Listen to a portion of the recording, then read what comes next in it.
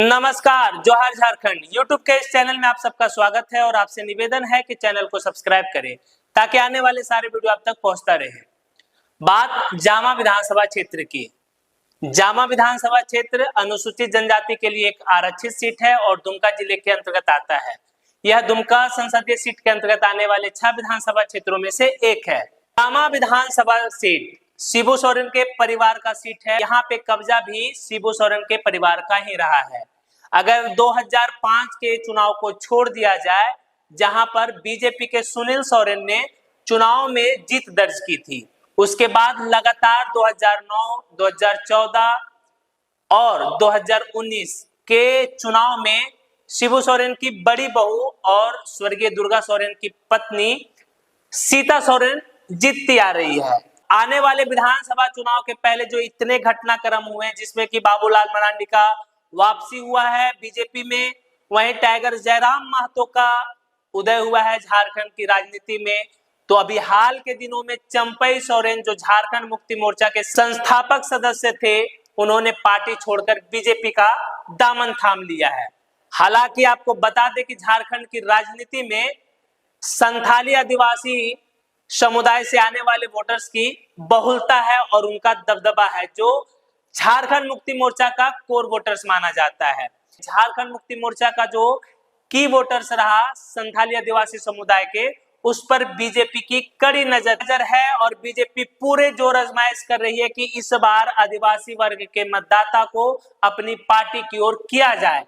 इसी के तहत सबसे पहले शिबू सोरेन की बड़ी बहू सीता सोरेन को बीजेपी में शामिल कराया गया है। अब चंपई सोरेन को बीजेपी में शामिल कराया गया है। इतने घटनाक्रम के बाद भी क्या इस बार जामा विधानसभा सीट का हाल रहने वाला है?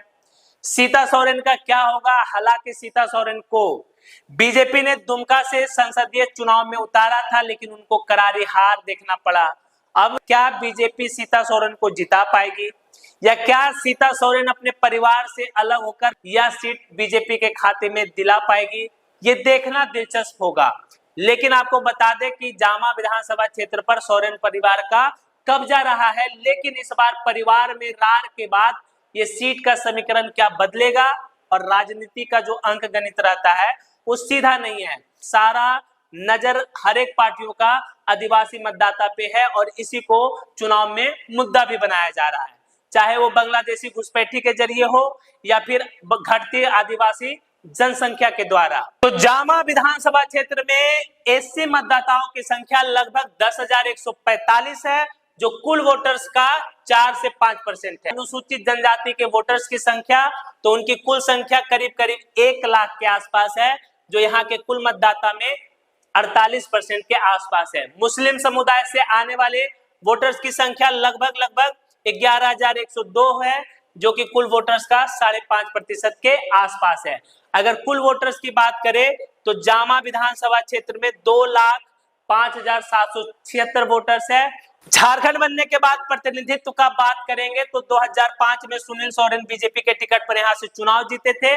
उसके बाद 9 में सीता सोरेन, 14 में सीता सोरेन और 19 में सीता सोरेन यहाँ से चुनाव जीत दर्ज की झामुमो के टिकट पर। 2019 के चुनाव परिणाम की बात करें तो सीता सोरेन को वोट मिला था 60,925। वहीं सुरेश मुर्मू जो कि बीजेपी के टिकट पर चुनाव लड़ रहे थे, उनको वोट मिला था 58,499। जीत और हार का अंतर मात्र 2400 वोटों से रहा था। 2014 के चुनाव परिणाम की बात करें तो सीता सोरेन को वोट मिला था 53,250। वहीं सुरेश मुर्मू को वोट मिला था 50,944 और सुखलाल सोरेन जेवीएम से थे, उनको वोट मिला था 9,223। यहाँ पर भी जीत और हार का अंतर 2300 वोटों से रहा। आपको आंकड़ों से साफ पता चल गया है कि जामा विधानसभा क्षेत्र में बहुत ही कम वोटों से सीता सोरेन जीतती आई है।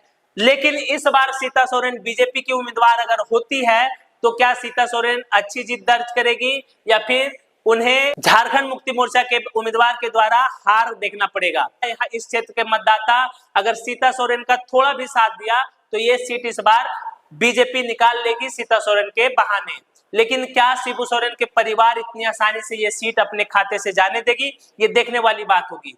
वहीं बात करें टाइगर जयराम महतो की, तो उनका भी उम्मीदवार क्या इस क्षेत्र में होगा या होगा तो कौन होंगे और कितना प्रभावी होंगे, ये भी इस चुनाव में देखने वाली बात होगी। हालांकि बाबूलाल मरांडी के आने से बीजेपी मजबूत हुई है, अब चंपई सोरेन भी बीजेपी में है, तो संथाली आदिवासी वोटर्स के बीच में क्या इसका सकारात्मक प्रभाव देखने को मिलेगा या फिर बीजेपी के लिए बाउंस बैक साबित होगा? बाकी आपको क्या लगता है अपनी प्रतिक्रिया कमेंट बॉक्स में जरूर दें।